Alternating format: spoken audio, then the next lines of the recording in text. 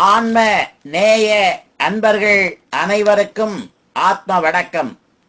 வேலூர் சித்த வித்தை தவ மையத்தின் சார்பில் நம்முடைய ஞானபிதா ஜெகத்சோதி சுவாமி சிவானந்த பரமஹம்சர் அவர்கள் உலக மக்கள் நலன் கருதி உருவாக்கிய சித்த வேத தத்துவத்தை உங்களின் செவிகளுக்கும் சிந்தனைக்கும் பயன் தரும் வகையில் தினம் தினம் வழங்கப்படுகிறது.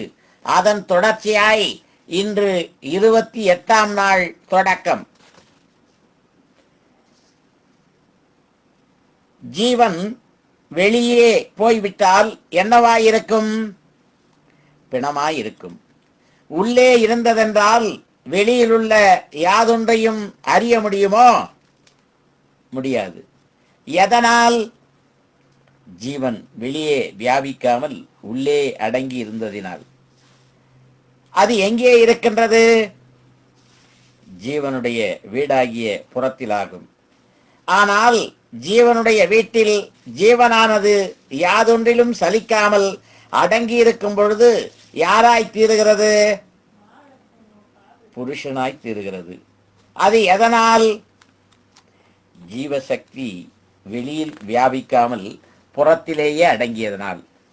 அவ்விதம் வீட்டில் சொஸ்தமாய் அடங்கியவர் யாராகும்?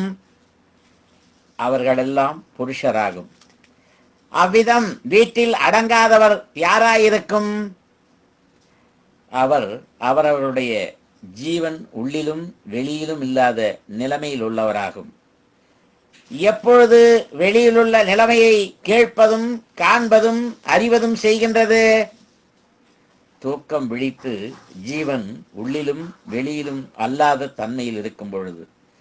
ஆனால் எப்பொழுது ஜீவன் வீட்டினுள் அடங்குகிறதோ அப்பொழுது புருஷனும், எப்பொழுது தூக்கம் விழித்து உள்ளே இருந்து ஜீவசக்தியாய் வெளியில் வியாபிக்கின்றதோ அப்பொழுது சிவசக்தியும் ஆகின்றது. அதாவது புருஷ பிரகிருதி ஆகும். புருஷ பிரகிருதி என்று சொல்லுவது புருஷன் வீட்டிலிருந்து வெளியினுள்ளில் சக்தியாய் சலிக்கின்றதற்காகும். புருஷன் என்பது ஜீவனாய் இருக்கின்ற சிவனும், சக்தி என்பது ஸ்திரீயாய் இருக்கிற பிரகிருதி அதாவது மாயையும் ஆகிறது. அந்த ஜீவனாய் இருக்கிற சிவனாகிய புருஷனுக்கு வெளியில் சலனம் உண்டான பொழுதாகும் புருஷ பிரகிருதி என்று சொல்லுவது. அந்த பிரகிருதியாகும் சக்தி, அதாகும் தாயார். அதிலிருந்தாகும் ஜனனம் உண்டாகிறது. அப்பொழுது நம்முடைய தாய் யாராகும்? மாயையாய் இருக்கின்ற சக்தி. ஜீவன் யார்? சிவன். சக்தி நமக்கு தாயாராகும் பொழுது சிவன் யார்? தகப்பன். அப்பொழுது சிவன் தகப்பனும் அது புருஷனும், சக்தி தாயும் அது ஸ்திரீயும் ஆகின்றது. அப்பொழுது நம்மை புருஷன் என்றோ ஸ்திரீ என்றோ சொல்ல இடமுண்டா? இடமில்லை. அப்பொழுது புருஷனும் ஸ்திரீயும் தகப்பனும் தாயும் ஆகின்றது. அதனால் நாம் புருஷனும் ஸ்திரீயும் இல்லாதவராகின்றோம். அப்பொழுது நம்மை என்னவென்று சொல்ல வேண்டும்? ஆணும் பெண்ணும் அல்லாதவர் என்று சொல்ல வேண்டும். ஆணும் பெண்ணும் அல்லாதவரை யார் என்று சொல்ல வேண்டியது? நபும்சகம், அதாவது அழி என்று. ஆனால் நம்மில் புருஷனாக சிவனாக இருக்கிற ஜீவன் வெளியில் வியாபித்து சலனம் உண்டான போது சக்தியாகி தீருகிறது. அந்த சக்தியாகும் மனம். அந்த மனமாயிருக்கிற சக்தியிலிருந்தாகும் நான் என்று அபிமானிக்கின்ற அகங்காரமாகிய நபும்சகம் உண்டாகினது. அதாவது அழி உட்படுத்தது. அதற்கு உதாரணம், நமக்கு மிகவும் பழக்கமாயிருக்கின்ற ஒரு அறையில் கதவுகளை மூடி தாழிட்டு படுத்து தூங்குகையில் திடீரென்று தூக்கம் கலைந்து எழுந்திருந்தால் யாதொரு பழக்கமும் இல்லாத விதம் கதவு தெரியாமல் தட்டு தடுமாறி நடந்து தலை, முகம் முதலானவைகளை சுவற்றிலோ இன்னும் மற்றவைகளிலோ மோதி காயப்படுத்தி கொள்ளுகிறோம். அதன் காரணம் தூக்கம் கலைந்தபோது புருஷனாயிருக்கிற சிவன் சக்தியாய் வெளியிலே வந்தது. அந்த சக்திதான் மனம். அப்பொழுது மனம் மாத்திரமே உண்டாயிருந்தது. அதனால்தான் கதவனை தெரிய முடியாமல் இருந்தது. தெரிய வேண்டுமென்றால் நான் என்கிற அகங்காரமாகிய நபும்சகம் வேண்டும். அந்த நபும்சகத்திற்காகவும் இன வித்தியாசங்கள் உள்ளது. நான் என்றுள்ள அகங்காரமாகிய நபும்சகத்தில் கூடியாகும் மனதாகின்ற சக்தி பின்னப்பட்டு பிரகாசிக்கின்றது. அந்த அகங்காரமாகிய நான் என்றுள்ள நிலைமை இல்லாதிருந்தால் யாதொன்றும் இல்லை.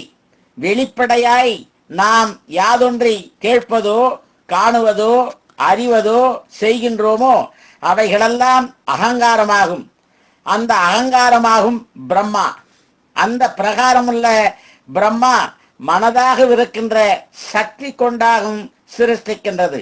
அதனாலாகும் பிரம்மா பிரம்ம சிருஷ்டி என்று சொல்லுகிறது. அந்த பிரம்மா இல்லை என்றால் யாதொரு சிருஷ்டியும் இராது. அந்த பிரம்மா எப்பொழுதும் யஜ்யத்தில் இருக்கின்றது. யஜ்யம் என்பது யாகம். அந்த யாக குண்டமானது புருவ மத்தியம். அந்த புருவ மத்தியம் சுழிமுனை என்கிற அக்னி நேத்திரம். அத்தன்மையுள்ள அக்னி குண்டத்தினருகே நான் என்கிற அகங்காரமான பிரம்மா இருந்து கொண்டு விசாராதிகளாகிய வஸ்துக்களை அந்த அக்னி குண்டத்தில் ஓமம் செய்கின்றது. அந்த ஓமத்திலிருந்து உற்பவித்த தூமம், அதாவது புகையாகும் இக்காணப்படுகிற உலகம். உலகம் என்று சொல்லப்படுவது புகையாகும். அந்த புகைக்குள் அகப்பட்டது கொண்டாகும் நமக்கு ஸ்திரீ புருஷர்கள் இன்னதென்று அறிய முடியாமற் போயிற்று. எப்பொழுது உலகமாயிருக்கிற அந்த புகை நீங்குகிறதோ அப்பொழுது விளக்கமாக நமக்கு தெரியப்படும். புகை நீங்க வேண்டுமென்றால் ஓமம் செய்த வஸ்துக்கள் எரிய வேண்டும். எரிந்தால் பிரகாசிக்கும். பிரகாசிக்கும் பொழுது சர்வமும் தன்னுடைய ஜீவசக்தியாயிருக்கின்ற மனம் என்று அறியப்படும். அப்பொழுது அந்த ஜீவசக்தியாயிருக்கிற மனம் தன்னில் தானே அடங்கி தானாயிருக்கும். இந்த உண்மையை கிரகிக்கும் பொழுது மாத்திரம்தான் நமும்சகம் விட்டு புருஷனாய் தீரும். ஓ குருவே, நமக்கு தாய் மாயை என்றும் அது சக்தி என்றும் முன் சொன்னீர்கள் அல்லவா? ஆனால் உலகத்தில் ஸ்திரீகளுக்கு கர்ப்பம் உண்டாகிறதும் அவர்கள் குழந்தைகளை பிரசவிக்கவும் செய்கிறார்கள். அப்படி பிரசவிப்பவரையாகும் நாம் தாயார் என்று சொல்லுகிறோம். இது எவ்விதம் என்று விவரமாய் சொல்லும்படி கேட்டுக்கொள்கிறேன். யார் பிரசவிக்கின்றார்கள்? ஸ்திரீகள். ஸ்திரீகள் பிரசவிப்பதின் காரணம் என்ன? கர்ப்பம் உண்டாயிருந்ததினால். கர்ப்பம் எந்த பிரகாரத்தில் உண்டாகின்றது? சம்போகத்தினால். சம்போகம் இல்லையானால் கர்ப்பம் உண்டாகுமோ? உண்டாகாது. சம்போகம் செய்தால் கர்ப்பம் உண்டாக காரணம் என்ன? சுக்கிலம், அதாவது விந்து சென்று விழுகிறதுனால் ஆகும். சுக்கிலம் இல்லை என்றால் கர்ப்பம் உண்டாகுமோ? உண்டாகாது. அப்பொழுது கர்ப்பம் உண்டாவதற்கு சுக்கிலம் என்னவாகிறது? பீஜமாகிறது. பீஜம் என்றால் என்ன? வித்து, அதாவது விதை. வித்து இல்லாமல் யாதேனும் உண்டாகுமா? உண்டாகாது. உங்களுடைய கைவசம் கொஞ்சம் நெல் விதை இருக்கின்றதாக வைத்துக் கொள்வோம். அதை பயிர் செய்ய வேண்டும். அதை எவ்விதத்தில் பயிர் செய்கிறது? வயலின் ஒரு பாகத்தை உழுது சேராக்கி சமப்படுத்தி அதில் விதைக்கிறது. அந்த வித்தினை விதைக்க வேண்டிய இடத்தில் அல்லாமல் வேறு இடத்தில் வித்திட்டால் முளைக்குமோ? முளைக்கும். ஒரு காலமும் முளைக்காது. விதைக்க வேண்டிய இடத்தில் அல்லாமல் வேறு இடத்தில் விதைத்தால் ஒரு காலமும் முளைக்காது. ஆனால் நீங்கள் அவ்விதையை பத்திரப்படுத்தியிருந்த களஞ்சியத்திலிருந்தோ அறையிலிருந்தோ முளைக்குமோ? முளைக்காது. அந்த விதையை ஒரு பாறையின் மேல் அல்லது ஜலமுள்ள கிணறு, குளம், நதி, சமுத்திரம் இவைகளில் போட்டாலோ அது முளைக்குமா? முளைக்காது. காரணம் என்ன? விதைப்பதற்காக தயார் செய்த இடத்தில் அல்லாததினால். அப்பொழுது விதைக்க ஏற்படுத்திய இடத்தில் அல்லாமல் விதைத்தால் முளைக்கிறதில்லை. இந்த விதைக்க வேண்டிய இடத்தில் விதைத்தால் அது முளைத்து வளர்ந்து முதிர்ந்து கதிர் உண்டாகிறது. ஆனால் அந்த கதிரை நெற்கதிர் என்றோ வயலின் கதிர் என்றோ சொல்லுவது நெற்கதிர் என்றே சொல்லுவேன். நன்று. நாளைக்கு தொடர்வோமா? ஆத்ம வணக்கம்.